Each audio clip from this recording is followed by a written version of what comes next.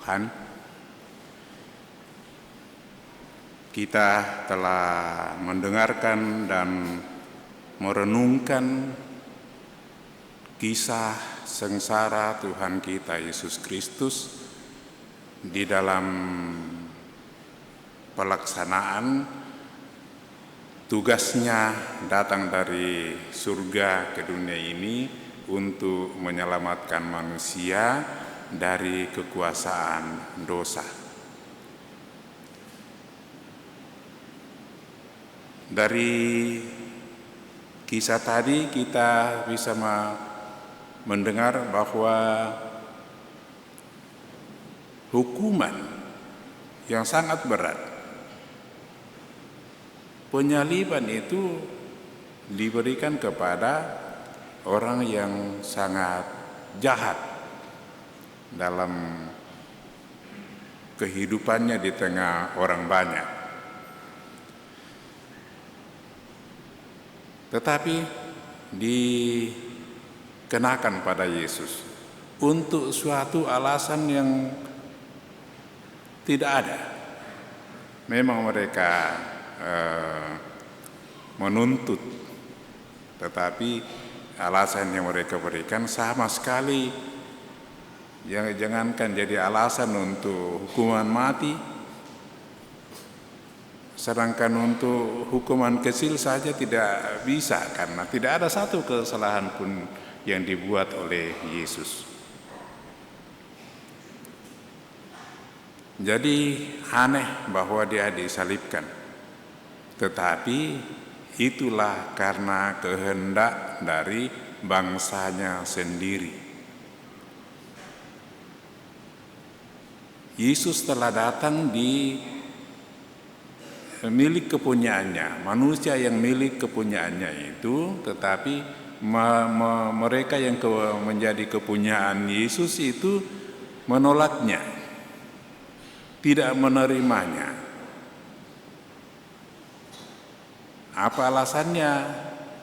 Kita juga sudah mendengarkan alasan yang mereka berikan kepada Pilatus, tetapi secara hukum tidak diterima, tidak masuk akal.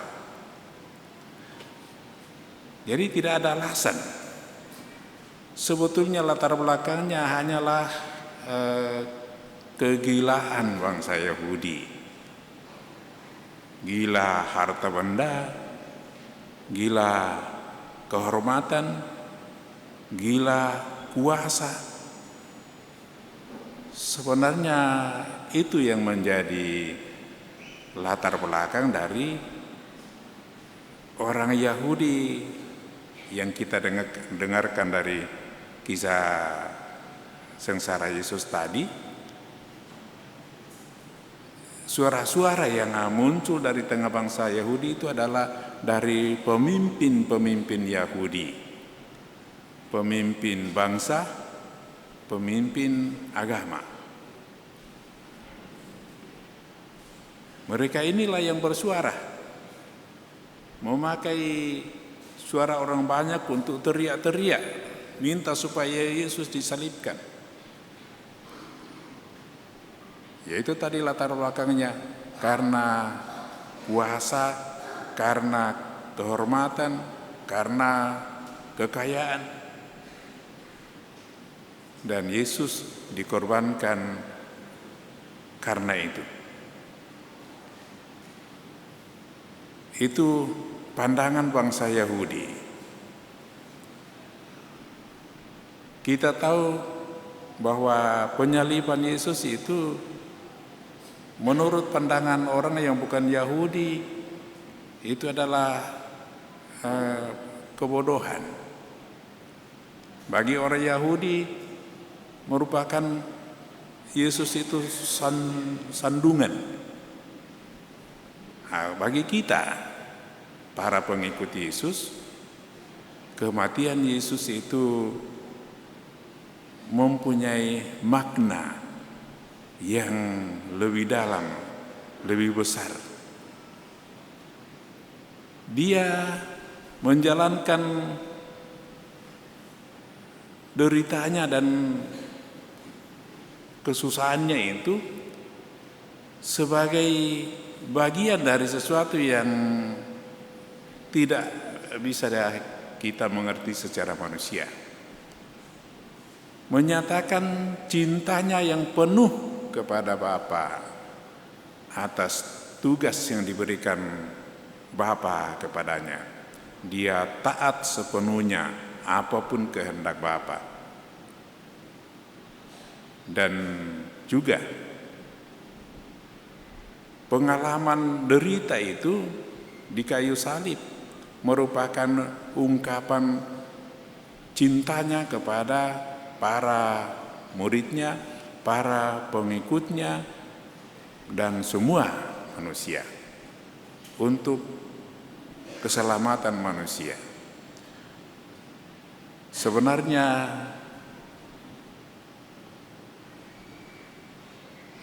yang pantas untuk dihukum itu adalah kita manusia, karena kita manusialah yang berdosa. Tetapi ternyata manusia tidak bisa mengatasi dosanya itu.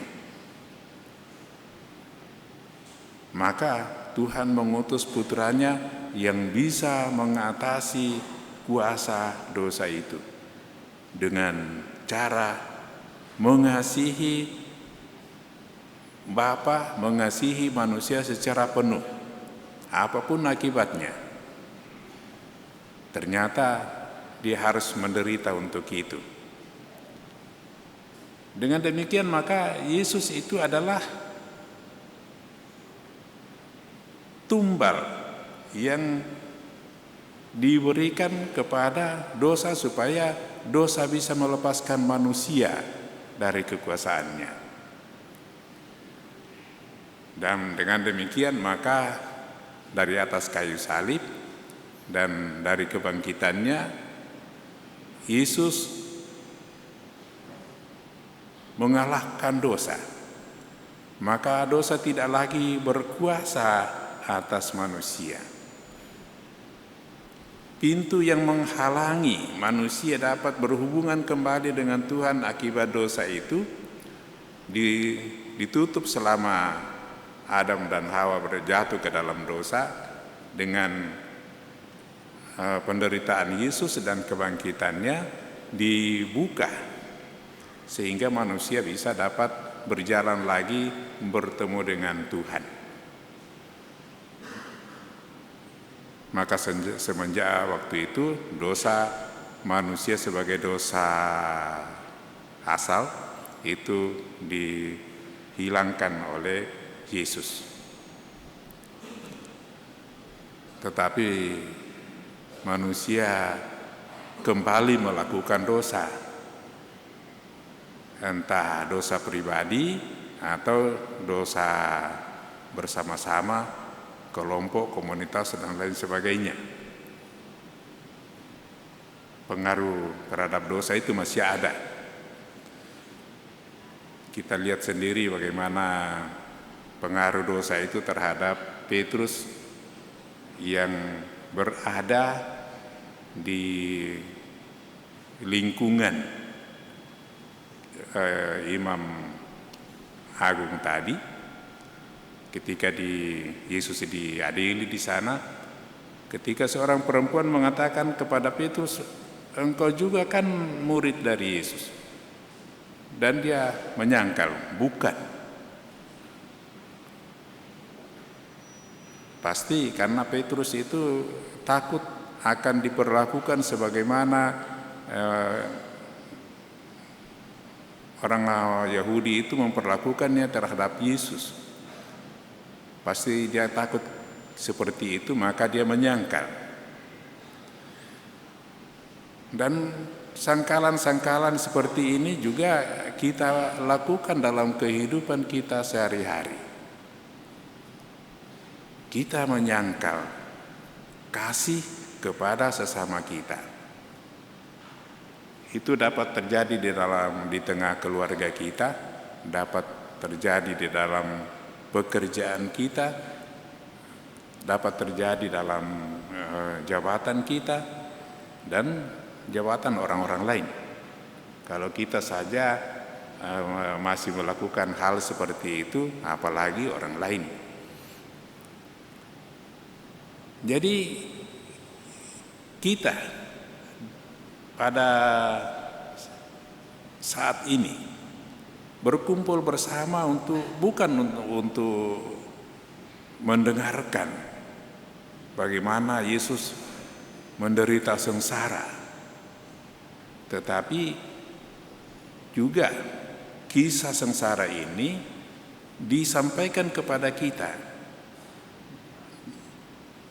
Diceritakan juga bagaimana murid-murid Yesus itu ada yang menjual Yesus, ada yang menyangkal Yesus, ada yang menjauhi Yesus, dan sebagainya.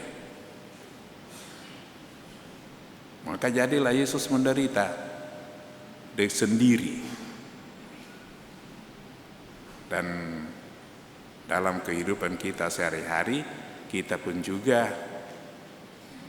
tetap memasukkan andil modal di dalam penderitaan Yesus. Setiap kali kita jatuh ke dalam dosa, jangan kita pikir itu Yesus itu sudah menjadi Tuhan, maka tidak punya perasaan lagi. Dia juga mempunyai perasaan terhadap kita murid-muridnya. Bagaimana kita gagal dalam menjalankan peranan kita sebagai pengikut Kristus. Kita berpikir sebagaimana Kristus, kita setia sebagaimana Kristus, kita berkata-kata seperti Kristus, kita dengan tangan dan kaki kita membantu, menolong seperti Kristus. Tapi seringkali hal ini belum kita jalankan.